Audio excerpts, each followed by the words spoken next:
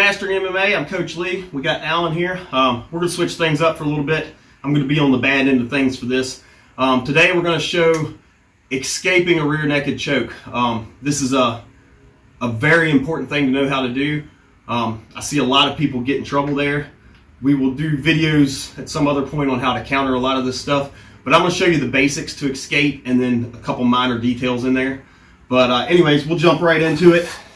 So Alan's got my back, and we'll do this setting up, but the same things apply, right? You can go ahead and get in the rear naked choke position. Actually, just don't squeeze me so I can speak. Right, so he's in here. He's kind of deep. Is your chin covering your wrist? So he should be in here. He should have his chin covering his wrist. Very first thing I want to do is I'm going to take my palm, and I usually look for like the nose or the forehead, and I want to open up, and I'm going to attack the top hand. Right, I see way too many people in here. Right, I can put both my hands in here. Go ahead and squeeze this down. Yep. So that's both my hands pulling as hard as I can. He's still finishing. Right. So this isn't doing anything. If once he's this deep, you've got a matter of seconds before the lights go out. If he has a decent clue of what he's doing. So once he's this deep, you holding here isn't going to do too much. Like, you've still only got a couple of seconds.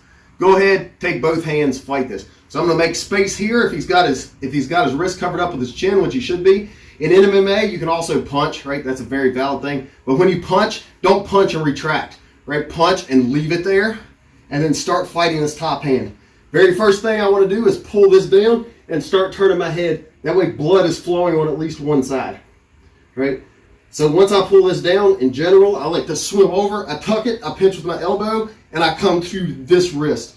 Notice I am way down on the wrist too, right? I'm actually covering up probably half of his hand with my hand. I'm locked, I've talked about this before. My middle finger is my longest, so I'm around his wrist joint with that, and I'm actually squeezing. Like, you can kind of feel their wrist and their hands separate a little bit as you squeeze, right? That's where I want to be. Bulk of my hands covering up his hand. The further out I am on his wrist, the more leverage I have, right? Same thing here. Like, I see people grabbing here all the time. Like, I'm not going to pull this off. Even if I put both hands in here and he just has his one hand, start squeeze. That is everything I can do to pull on that, right? Now, once I trap this and I come here, all right, squeeze as hard as you can. All right, now I can start to work this down because I'm fighting at the wrist, right? I have way more leverage. For him, it's the difference in him holding a weight here, right? Nice and close to the body, or even possibly here, right? You can hold a dumbbell here all day. If you stick it out here, it gets heavy quick. Even if it's just a 5-pound, 10-pound dumbbell, right?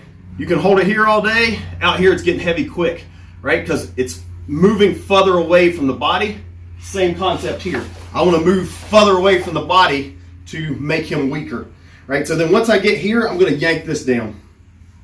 Now we can get into lots of different escapes from this point. But in general, I don't want to go to this side. General rule of thumb. He's got more options if I end up over here. Right?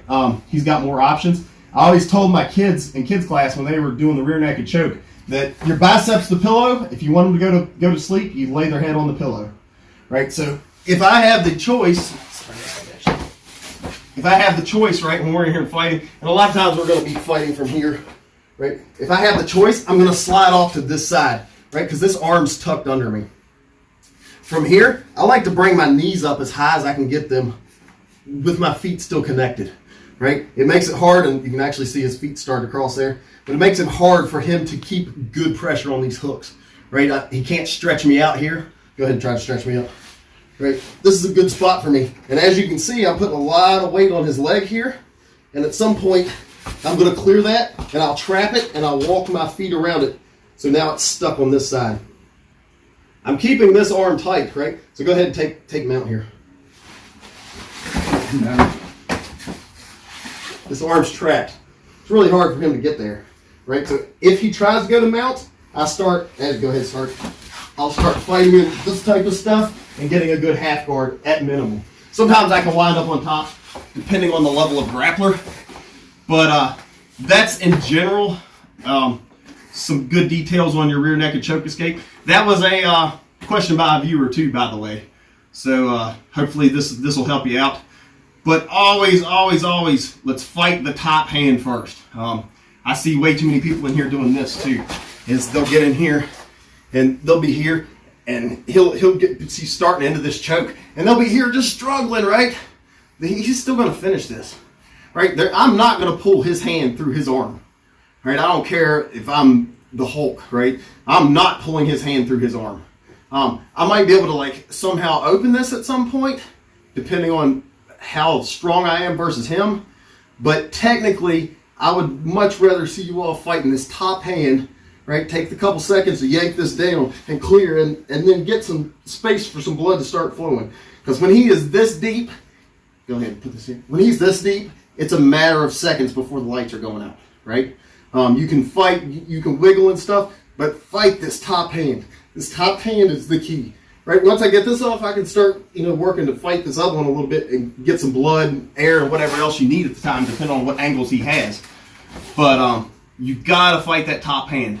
That keeps everything locked in, right? If he's sitting here like this top hand's keeping this arm locked in, unless you can somehow pull it this way.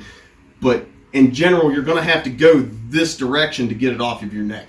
So we gotta pull this top hand, right? That's the one that locks everything in, then we can clear it. If this video helped you out, please hit the like button. Comment, let me know what escapes you like. There are multiple. I'll show some more later on down the road and some videos. But let me know which ones you like. Let me know if this helped you out. And subscribe, hit the notification bell if you haven't. I've only got about 50% of my viewers subscribed, so if you could subscribe, that would help out a lot too. And please share this all over social media. We will catch you next time on Mastering MMA with Coach Lee.